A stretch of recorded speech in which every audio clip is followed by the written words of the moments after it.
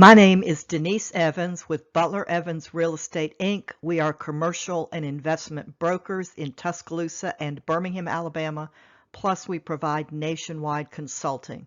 This video is about option contracts. A little bit about me. I'm an active commercial real estate broker and consultant. If you need buyer or seller representation or co-brokerage to help you with a project that's maybe a little bit larger than your comfort zone, please contact me.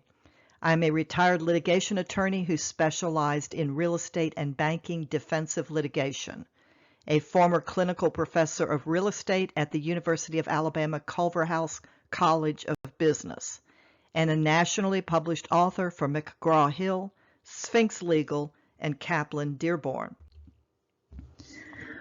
Well, what is an option contract? An option contract is a contract where the seller promises to sell for a pre-agreed price if the buyer decides it wants to buy at a later date. The buyer does not have to buy. The buyer has all the power in this relationship. But if the buyer decides it wants to buy at a later date during the option contract time period, then the seller must sell to the buyer. All contracts required consideration in order to support them, in order to be enforceable.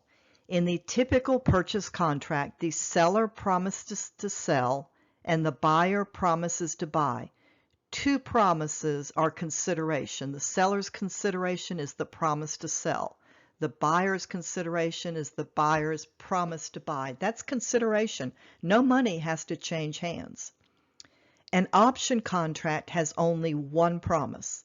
The seller gives consideration when it promises to sell. What does the buyer give?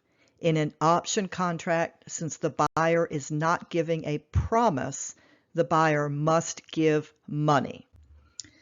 The buyer will pay the seller some non-refundable amount of money as the consideration for the option contract.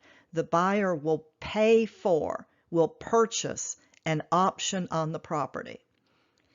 If that contract says that the money paid by the buyer will be credited against the purchase price at closing, it is not consideration.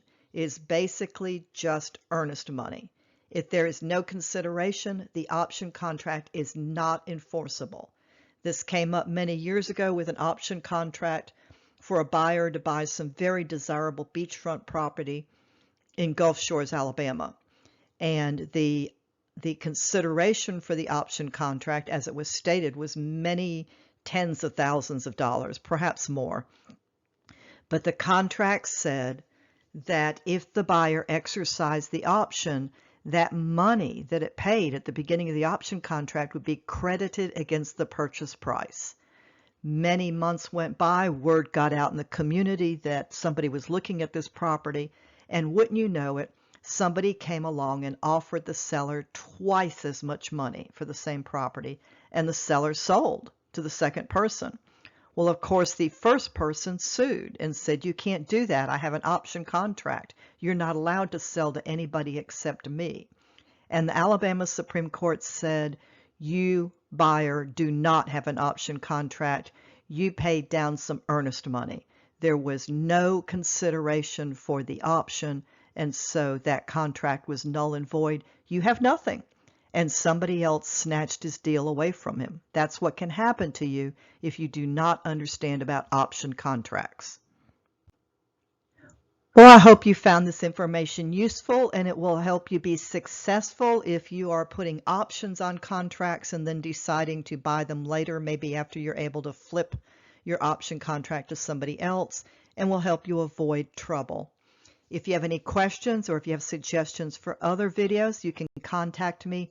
Email me at denise@butlerevansrealestate.com or call me at 205-310-3799. I am in the Central Time Zone.